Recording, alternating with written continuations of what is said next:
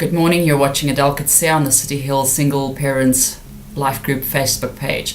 I'm continuing with my series today on how we model behavior for our children, and the topic today is mothers that are always busy.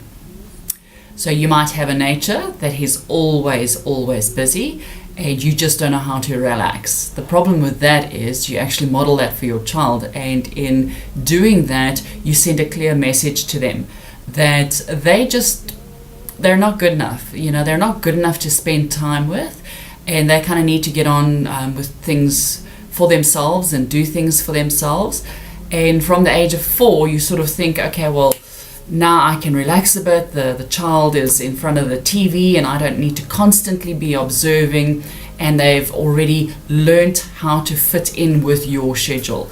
So you keep your schedule busy, you don't know how to relax, you're always busy doing washing or dishes or cleaning or mopping or vacuuming, ironing or nappies if you're still at that stage. If you have more than one child, sure, as a single parent, I'm thankfully I only have one child, and I really don't think I could manage more, because I am the kind of person that is always on the go and I don't know how to relax. So it's something that I have to teach myself, and it's something that I have to discipline myself with as well.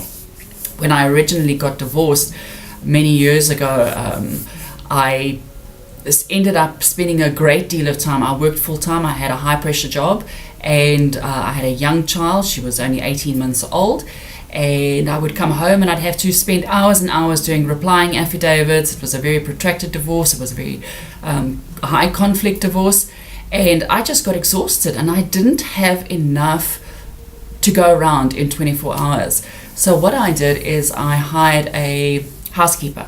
I didn't hire an au pair, and I didn't hire a maid. I actually hired somebody who would live in and take care of me. So in taking care of me, her duties were, okay, make sure the house is clean, but cook.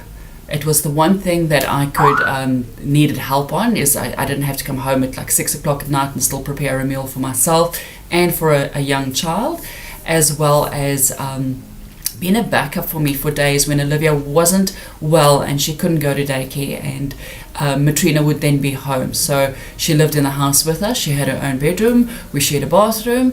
There was no issues, and she really, for a year, she was my saving grace. She was the backup. I didn't rely on her. She wasn't my confidant. She wasn't the person that I went to and befriended. She was an employee, and she was there to help me. So if you're in a position that you can do that, you really need to do that. And if you're not in a position and you're divorced, if you could find some way, even if you can get your ex-husband to help pay that if you have more than one child, it's an area that'll benefit you more than you can ever appreciate.